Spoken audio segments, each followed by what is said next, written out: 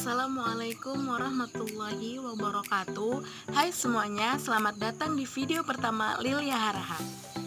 Sebelumnya perkenalkan, nama saya Lilia Arinda Harahap atau biasanya di kelas dipanggil Simbo.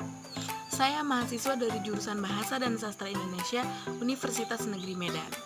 Nah, mendengar ini, kalian pasti tahu kan apa motivasi saya untuk membuat video ini. Untuk yang penasaran, tonton terus ya sampai akhir.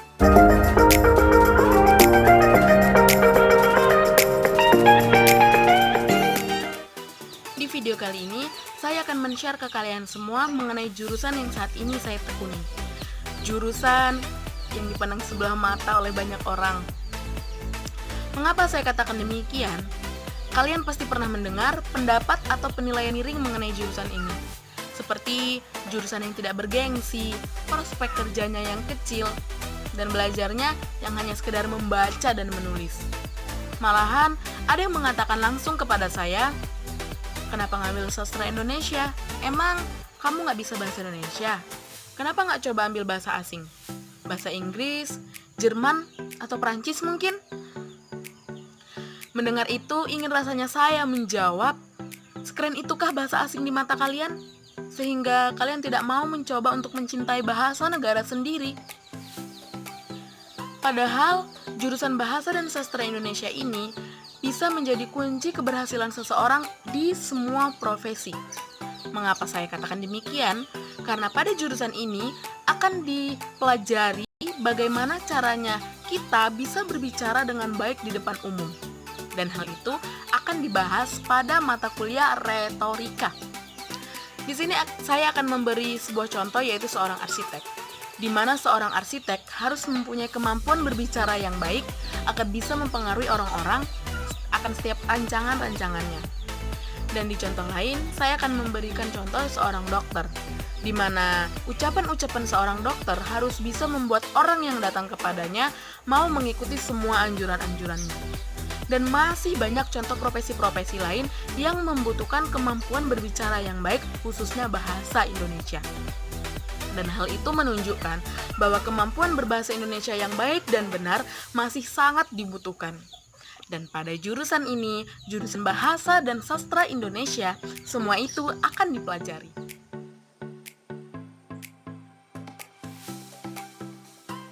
Sastra Indonesia merupakan program studi yang mempelajari tren sastra di Indonesia.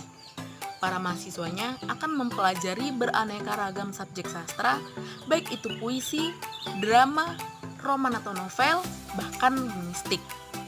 Ketika sudah sampai di tahap semester 4, mahasiswanya akan diarahkan untuk memilih beberapa konsentrasi, yakni diantaranya peminatan linguistik dan peminatan filologi.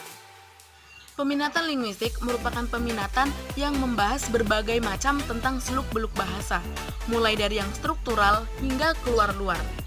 Dan pada peminatan linguistik ini terdapat sub-sub linguistik, di mana diantaranya ada fonologi.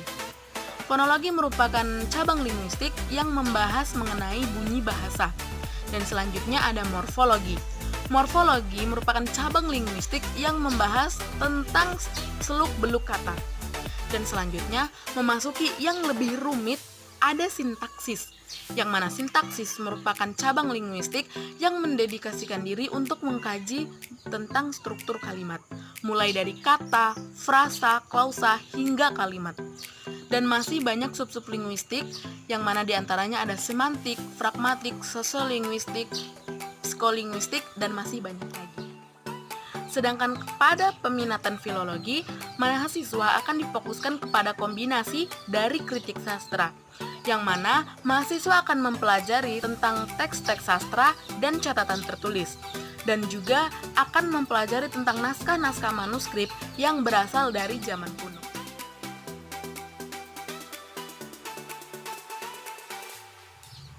Di Indonesia, jurusan sastra masih dikatakan jurusan yang kurang populer, namun masih tetap mempunyai peminat, terutama sastra asing.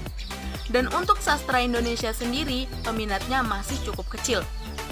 Kecilnya peminat pada jurusan ini dikarenakan label jurusan ini sendiri, seperti harus jago nulis, kutu buku, masa depan nggak jelas, introvert, dan masih banyak lagi.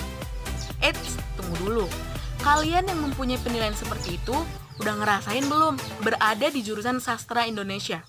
Atau setidaknya mempunyai teman berada di jurusan sastra Indonesia? Penilaian seperti itu salah, dan tidak semua mahasiswa dari jurusan sastra Indonesia seperti pada label yang dikatakan di atas. Mempelajari sastra akan memperluas cakrawala pengetahuan kita. Dengan membaca banyak karya sastra, kita tidak hanya mempelajari gaya bahasa dan apresiasi cerita saja, namun kita akan lebih sering menggunakan rasa untuk mengetahui apa yang diungkapkan sebenarnya oleh penulis yang bahkan dialami olehnya. Dan untuk kalian yang memiliki kesukaan dengan bahasa dan minat baca, serta menulis literatur yang tinggi, maka jurusan ini pilihan yang tepat buat kalian. Oke, sekian dari video hari ini.